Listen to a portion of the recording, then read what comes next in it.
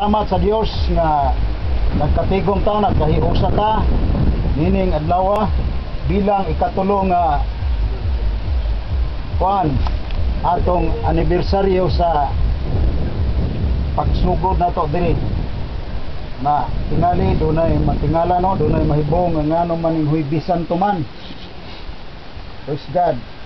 Kung ngano ba ang tanang adlaw dili ba di santo para sa ato. Glory to God.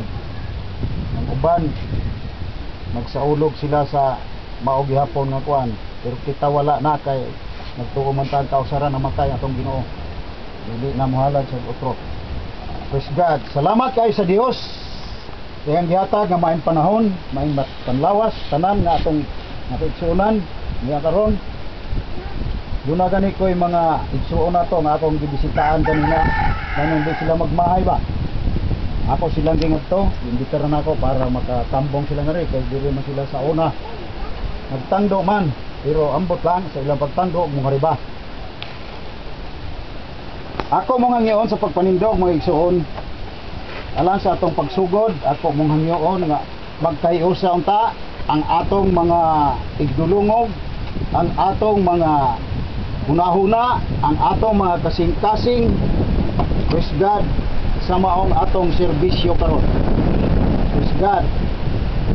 Tulaygon ang Dios. Hallelujah. Nagtuo ta mga igsoon nga ang Dios na giandam sa matag usa ka nato karon. Ato na unya nang mapatalinghugan kon ang galamiton sa Dios, ang iyang ubos nga ulipon, ang iyang gamiton. Praise God.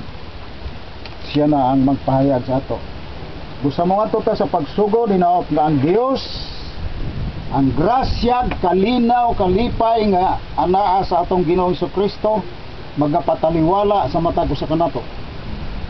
Praise God. Sa atong panagkatigom naot unta na ato kanunay nga i-focus ang atong mga hunahuna sa atong Ginoo. Mao'y gisulti ni Apostol Pablo nga tingali ang mga taga Colosas ba kanang magkatigom na gani siguro na ay nakita